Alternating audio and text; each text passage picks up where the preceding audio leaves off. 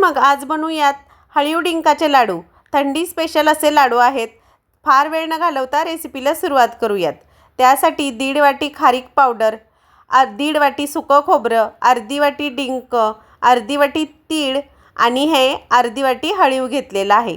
हळीव हे हिमोग्लोबिनने भरपूर असं असतं, जीवनसत्व क असतं, त्यामुळे सांधेदुखी आणि केसगळतीवर रामबाण आहे। 1 चमचा तूप घालून खारीक पावडर रंग बदलेपर्यंत भाजून घेतली। ती काढून घेतली की सुकं खोबरंही 1 चमचा तूप घालून गोल्डन ब्राऊन होईपर्यंत भाजून घेतलं। 1 चमचा परत तूप घातलं आणि अर्धी वाटी हळीव घेतलं होतं ते घालून चांगलं तडतड उडेपर्यंत भाजून घेतलं। हळीव काढून घेतलं आणि तीळ घातले। तीळ फक्त गरम करून घ्यायचे, जास्त भाजले तर कडवट होतील।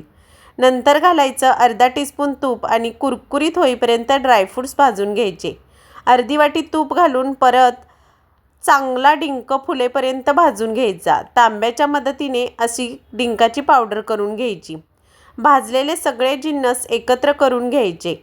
एकत्र केलेले जिन्नस आपण वरून घालायचं ड्रायफ्रूट्स, विलायची पावडर आणि जायफळ आवर्जून घालायचं। या लाडवात खूप छान याची चव लागते। मिश्रण पूर्णपणे थंड झाल्यानंतर वरून गूळ किसून घालायचा। 3 वाटी इतका गूळ घालायचा आणि सगळ्या मिश्रणाचे लाडू तयार करून घ्यायचे। पहा बरं किती पटकन झाले। अतिशय रुचकर आहेत आणि पौष्टिकी आहेत। या थंडीत नक्की करून पहा। रेसिपीचा लॉंग व्हिडिओ आपल्या चॅनलवरती उपलब्ध आहे, त्याची लिंक या व्हिडिओ खाली देते, तिथून तुम्ही सविस्तर रेसिपी पाहू शकता। रेसिपी आवडली तर like, share, subscribe. Bye bye.